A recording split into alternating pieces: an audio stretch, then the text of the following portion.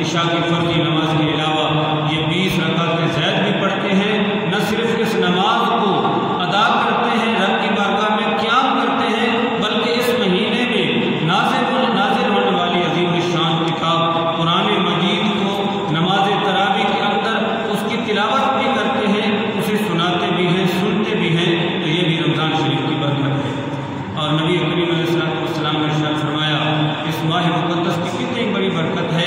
فرمایا من تقرب فیہ بخصلۃ من الخیر، جو بندہ اپنے رب کا قرب حاصل کرے گا ایک نفلی نیکی کے ذریعے، تو اللہ رب العزت اس نفل کو اس کے نامہ اعمال میں فرض کا درجہ عطا فرما دے گا۔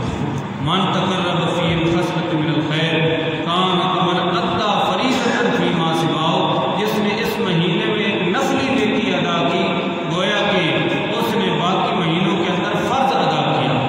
اور فرمایا من ادا فریضۃ فیہ، اور جو بندہ اس مہینے میں ایک فرض ادا کرے گا کان کمن ادا 70 فریضۃ فیما سواہ، یہ ایسے ہی ہے جیسے رمضان مبارک کے علاوہ باقی دنوں میں 70 فرض ادا کرتا ہے۔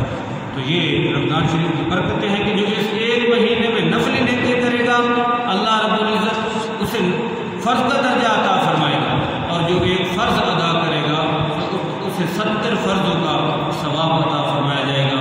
اور نبی کریم علیہ الصلوۃ والتسلیم نے ارشاد فرمایا لوگوں وہ شہر الصبر، یہ صبر کا مہینہ ہے، وہ صبر و ثواب الجنہ، اور صبر کا ثواب کیا ہے؟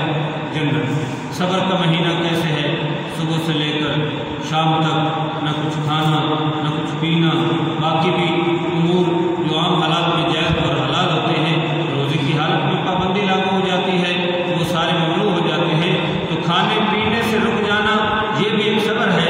اور رات کو پھر جی چاہتا ہے کہ بندہ بستر پہ سو جائے، سارے دہاڑ کا تھکا ماندہ، جی چاہتا ہے کہ آرام کرے، لیکن یہ آرام اللہ اور اس کے رسول کے لیے کی رضا کے لیے اور رمضان شریف کی برکتوں کو لوٹنے کے لیے آرام کو قربان کیا جاتا ہے، تو یہ بھی ایک صبر ہے۔ پھر صبح سویرے اٹھنے کا معمول نہیں ہوتا، لیکن رمضان شریف کے مہینے میں اٹھ کر سحری کے لیے وقت سے پہلے اٹھنا پڑتا ہے، روزہ رکھنا پڑتا ہے، تو یہ بھی اپنے آپ کو صبر ہی میں ڈالنا ہے۔ اس لیے فرمایا وہ شہر الصبر، جس طرح اس مہینے کا نام رمضان ہے اسی طرح اس مہینے کو ماہ صبر بھی کہا جاتا ہے۔ فرمایا بس صبر ثواب الجنہ، اور صبر جو ہے اس کا ثواب جنت ہے۔ فرمایا وہ شہر المواسات، یہ غم خارگی، ہمدردی، پیار اور محبت کا مہینہ ہے۔ شہر یزداد فیہ رزق المومن، یہ وہ مہینہ ہے جس میں مومن کے رزق کے اندر اضافہ کر دیا جاتا ہے۔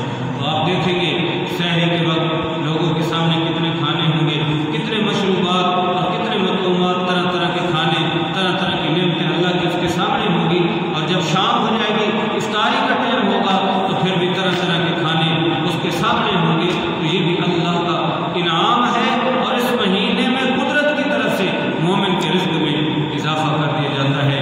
تو یہ ساری برکتیں ماہ مقدس رمضان میں وارد